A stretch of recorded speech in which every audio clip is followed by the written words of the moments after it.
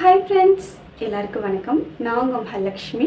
இன்னைக்கான வீடியோவில் நம்ம என்ன பார்க்க போகிறோம் அப்படின்னா, ஆஃப்டர் ஹேர் கட் நம்ம வந்துட்டு நம்மளோட ஹேரை எப்படி கேர் பண்ணலாம் சொல்லிட்டு உங்களோட ஷேர் பண்ணியிருக்கேன். அது மட்டும் இல்லை, நாம் ஸ்பிட்டன்ஸ்க்காக தான் ஹேர் கட் பண்ணோம். அப்படி இருக்கப்போ நம்ம வந்துட்டு அடுத்து ஸ்பிட்டன்ஸ் வந்து சீக்கிரம் வராமல் தடுக்கிறதுக்காக என்னென்ன பண்ணலாம், அது மட்டும் இல்லாமல் நான் வந்துட்டு என்னோடய ஹோம்மேடு ஹேர் மாஸ்க், அதாவது இன்ஸ்டண்ட்டாக நான் ரெடி பண்ணி வச்சுருக்க ஹோம்மேட் பவுடரை வச்சுட்டு அதை எப்படி நம்ம வந்து ஸ்பிட்டன் ப்ரிவெண்ட் பண்ணுற ஹேர் மாஸ்க்காக யூஸ் பண்ணலாம் சொல்லிட்டு உங்களோட ஷேர் பண்ணியிருக்கேன் ஃப்ரெண்ட்ஸ்.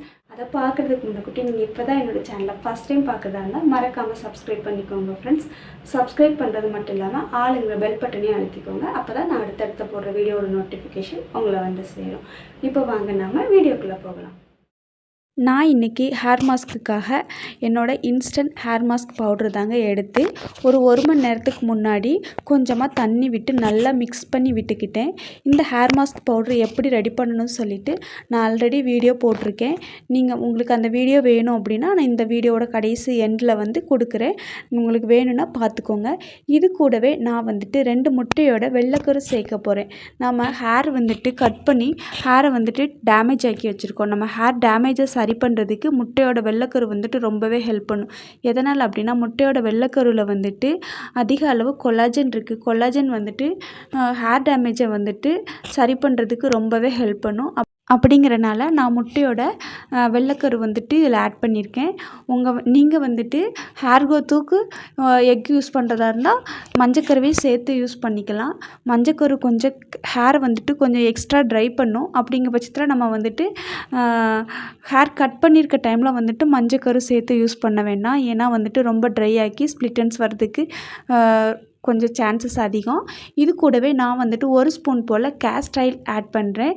கேஸ்டர் ஆயிலுமே நம்ம ஸ்ப்ளிட்டன்ஸை கண்ட்ரோல் பண்ணுறதுக்கும் சரி, ஹேர் க்ரோத்துக்குமே ரொம்பவே ஹெல்ப் பண்ணும். இதை எல்லாத்தையும் நான் நல்லா மிக்ஸ் பண்ணி எடுத்துக்கிறேன். ஹேர் மாஸ்க் வந்துட்டு கொஞ்சம் திக்காக இருந்துச்சுன்னா கொஞ்சம் வாட்டராவது இல்லைன்னா பாலாவது சேர்த்து கொஞ்சம் நல்லா இந்த மாதிரி கொஞ்சம் வாட்டர் கன்சிஸ்டன்சியில் மிக்ஸ் பண்ணி எடுத்துக்கோங்க. அப்போ தான் வந்துட்டு ஸ்கேல்ப்புக்குள்ளே வந்துட்டு பெனிட்ரேட் ஆகிறதுக்கு ரொம்பவே ஹெல்ப் பண்ணும். இப்போ நம்ம ஹேர் மாஸ்க் ரெடி ஆகிடுச்சு. வாங்க இதை அப்ளை பண்ணலாம். நான் வந்துட்டு நேற்று வந்துட்டு ஹேர் கட் பண்ணியிருந்தேன். ஹேர் கட் பண்ணிவிட்டு உடனே வந்துட்டு ஹேரோட எண்ட்ஸில் வந்துட்டு நான் வந்துட்டு கண்டிப்பாக ஆயில் அப்ளை பண்ணினேன். நீங்களுமே ஹேர் கட் பண்ணினீங்கன்னா கண்டிப்பாக உங்கள் ஹேரோட எண்ட்ஸில் வந்துட்டு கண்டிப்பாக ஆயில் அப்ளை பண்ணுங்கள். அப்போ தான் நம்ம ஹேர் வந்துட்டு மறுபடியும் நமக்கு வந்துட்டு ஸ்ப்ளிட்டன்ஸ் வராமல் பாதுகாக்கிறதுக்கு ரொம்பவே ஹெல்ப் பண்ணும். அது மட்டும் இல்லாமல் நீங்கள் இப்போது உங்களுக்கு ஸ்ப்ளிட்டன்ஸ் கட் பண்ணுறீங்க அப்படின்னா கண்டிப்பாக உங்களுக்கு எது வரைக்கும் ஸ்ப்ளிட்டன்ஸ் ஆகிருக்கோ அதிலேருந்து ஒரு 0.5 சென்டிமீட்டர் மேலே தள்ளி வந்துட்டு கட் பண்ணுங்கள். எதனால் அப்படின்னா நமக்கு வந்துட்டு எது வரைக்கும் ஸ்ப்ளிட்டன்ஸ் இருக்கோ அதுக்கு மேலே வரைக்குமே நம்ம ஹேர் கொஞ்சம் டேமேஜ் ஆகிருக்கும். நம்ம வந்துட்டு ஸ்ப்ளிட்டன்ஸை மட்டும் கட் பண்ணால் போதும் அப்படி சொல்லிட்டு கரெக்டாக ஸ்ப்ளிட்டன்ஸ் கிட்ட கட் பண்ணோம் அப்படின்னம்னா அதுக்கு மேலே உள்ளது சீக்கிரமாகவே ஸ்ப்ளிட் ஆக ஆரம்பிச்சிரும். அதனால் வந்துட்டு மேக்ஸிமம் நீங்கள் ஸ்ப்ளிட்டன்ஸ் கட் பண்ணுறீங்க அப்படின்னா உங்களுக்கு எதுலேருந்து ஸ்ப்ளிட்டன்ஸ் இருக்கோ அதுலேருந்து 0.5 சென்டிமீட்டர்லேருந்து ஒரு 1 சென்டிமீட்டர் அளவுக்கு தாராளமாக கட் பண்ணுங்கள். நம்ம வந்துட்டு ஸ்ப்ளிட்டன்ஸ் கட் பண்ணி கேர் கொடுக்கும்போது நமக்கு ஹேர் க்ரோத்துமே சீக்கிரமாகவே அதிகரிக்கும். அப்படிங்கிற பட்சத்தில் நீங்கள் வந்துட்டு பயப்படாமல் ஸ்ப்ளிட்டன்ஸ் இருந்துச்சுன்னா கண்டிப்பாக கட் பண்ணுங்கள். உங்களுக்கு ஸ்ப்ளிட்டன்ஸ் இல்லை அப்படின்னா தேவையில்லாமல் உங்கள் ஹேரை வந்துட்டு அடிக்கடி கட் பண்ணாதீங்க. ஏன்னா நமக்கு மாதத்துக்கு 1லேருந்து 2 இல்லை 3 சென்டிமீட்டர் அளவு தான் ஹேர் க்ரோத் ஆகும். அதை நம்ம அடிக்கடி கட் பண்ணிகிட்டே இருந்தோம்னா நமக்கு ஹேர் க்ரோத் ஆகாது. நம்ம ஹேர் வந்துட்டு மேலே ஏறிக்கிட்டே போகும். அப்படிங்கிற பட்சத்தில் ஒரு 3 மாதம் அப்படி இல்லைன்னா 6 மாதத்துக்கு ஒரு டைம் வந்துட்டு ஹேர் கட் பண்ணால் போதும். நான் வந்துட்டு நேற்று வந்துட்டு ஹேர் கட் பண்ணிவிட்டு உடனே என்னோடய ஹேரோட லென்த்துக்கு ஃபுல்லாகவே ஆயில் அப்ளை பண்ணிவிட்டு இன்றைக்கி காலையில் கொஞ்சமாக இன்றைக்கி ஹேர் மாஸ்க் அப்ளை பண்ண போகிறனால ஸ்கேல்ப்லேயும் கொஞ்சமாக ஆயில் அப்ளை பண்ணினேன்.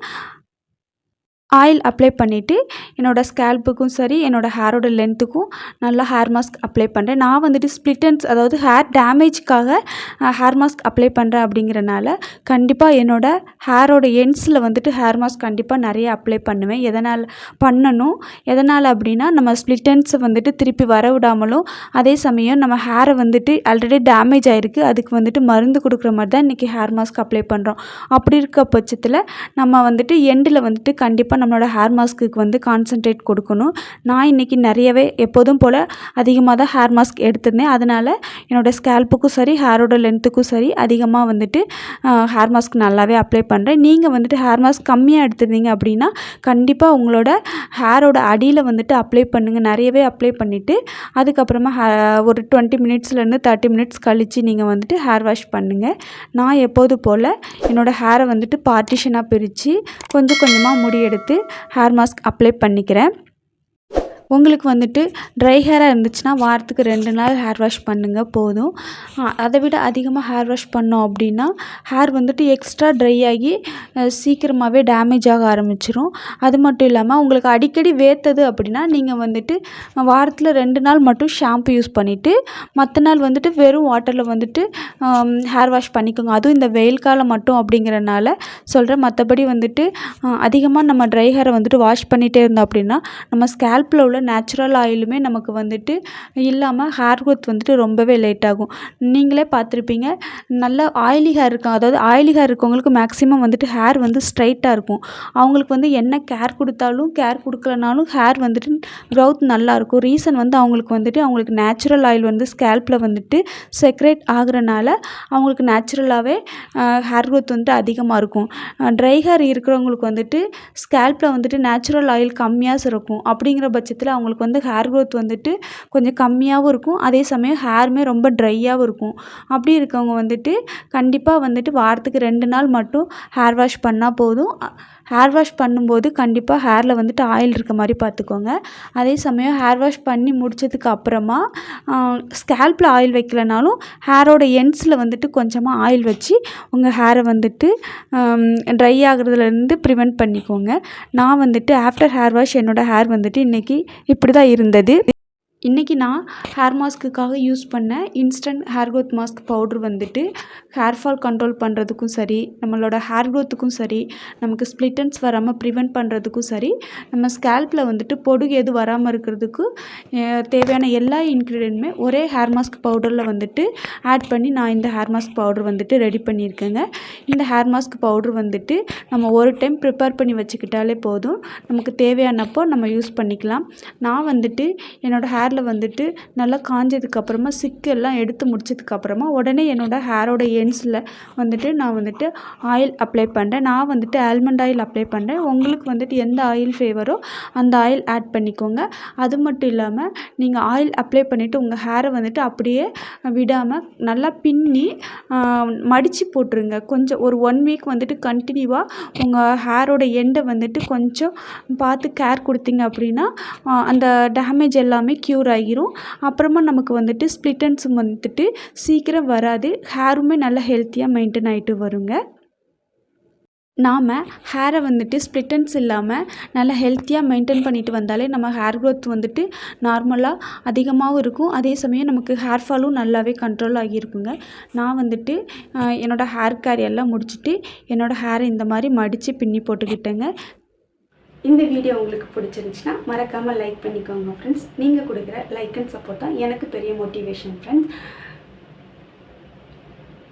இந்த வீடியோ உங்களுக்கு பிடிச்சிருந்துச்சுன்னா மறக்காமல் சப்ஸ்கிரைப் பண்ணிக்கோங்க ஃப்ரெண்ட்ஸ். நீங்கள் கொடுக்குற லைக் அண்ட் சப்போர்ட் தான் எனக்கு பெரிய மோட்டிவேஷன் ஃப்ரெண்ட்ஸ். அது மட்டும் இல்லாமல் நீங்கள் வந்துட்டு இந்த மாதிரி சின்ன சின்ன என்னோடய ஹேர் க்ரோத் டிப்ஸை வந்துட்டு தெரிஞ்சுக்கணும் அப்படின்னா மறக்காமல் சப்ஸ்கிரைப் பண்ணிக்கோங்க. Bye friends.